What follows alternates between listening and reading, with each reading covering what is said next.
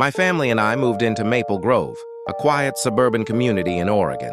The kind of neighborhood where every house looks perfectly identical. Every lawn seems professionally trimmed, and every mailbox is placed at the exact same height, a peaceful place on the surface, with a darkness underneath it that we didn't discover until it was almost too late. Her name was Karen Olson, and Maple Grove residents whispered her name like she was both the sheriff and the warden. She wasn't the official president of the HOA, but everyone treated her like she was, and she treated everyone like they needed to be watched. The first day. The very first moment we arrived, Karen appeared out of nowhere. I was unloading a box when I heard a voice behind me.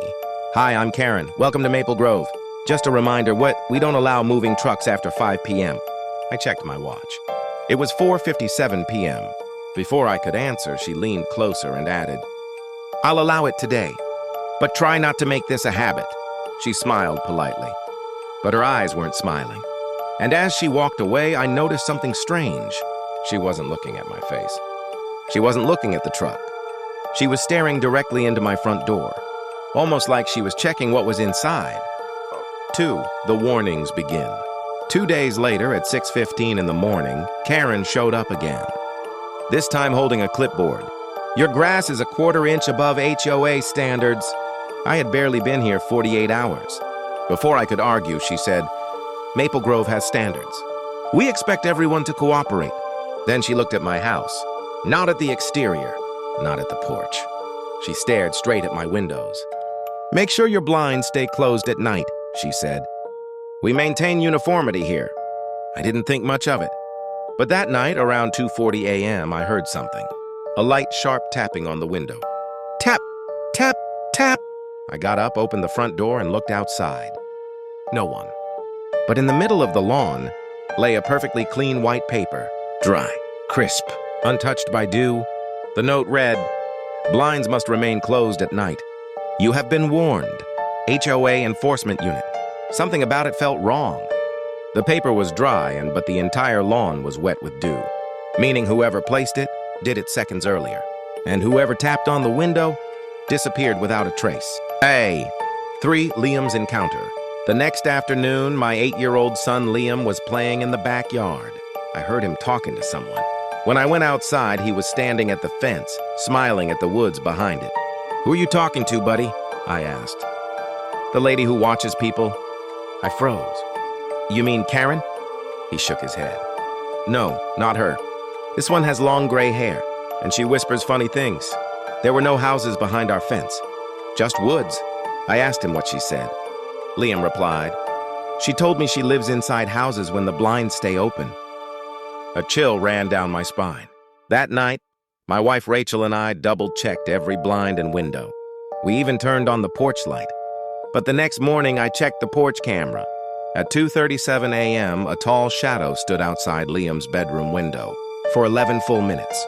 The figure had no clear face, just a long, dark outline. And at 2:40 a.m., the tapping sound happened, just like the night before. 4. The HOA meeting. I finally had enough. I went to the monthly HOA meeting to confront Karen. The room was full of stiff-faced older residents who barely blinked.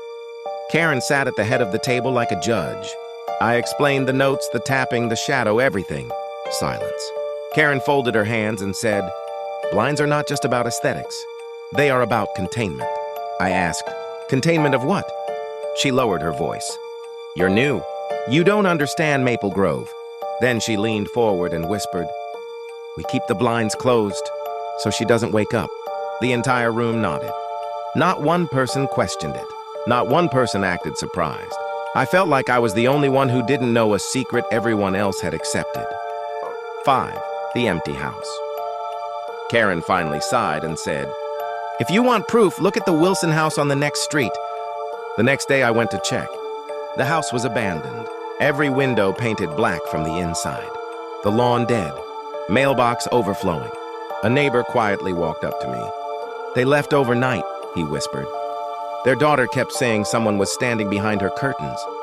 My stomach twisted. Everything happening to us had happened before. 6. The night it escalated. One evening, Liam suddenly screamed from his room. Rachel and I ran upstairs. He pointed to the window with terror in his eyes. She's asking to come inside. The blinds were shaking, moving slightly like something was pressing against them. Rachel slammed them shut. Liam whispered, "She said she likes this house. And she likes me." That was the moment I snapped. The next morning, I stormed over to Karen's house. Her door was open, but the house inside was pitch black. Every single blind nailed shut. She was sitting in the dark. "You broke the rule," she whispered. Again, I yelled, "Tell me who that thing is!" Karen's voice trembled. She was here long before Maple Grove existed. "We don't know what she is. We only know she hates being seen." Her hand shook as she pointed toward my house. "And now, she has chosen your son, 7, the last night." That night, I sealed every window in our home. Cardboard, tape, even nails. We went to bed exhausted. But at 3 a.m., we woke up to the sound. Scratch, scratch, scratch. Long fingernails dragging across every window in the house. Then came the whisper, a deep, distorted female voice. "Open the blinds," Rachel shouted. "Please leave us alone." The voice replied, "I want the boy." I grabbed a bat and ran to the living room. The front blinds were lifting on their own. Slowly, deliberately, even though I had nailed them down. I forced them shut, but a strong pull lifted them again. And behind the window glass, I saw a face, pale gray skin, hollow eye sockets, a mouth stretched impossibly wide. It whispered, "Blinds open. Means I can come and see."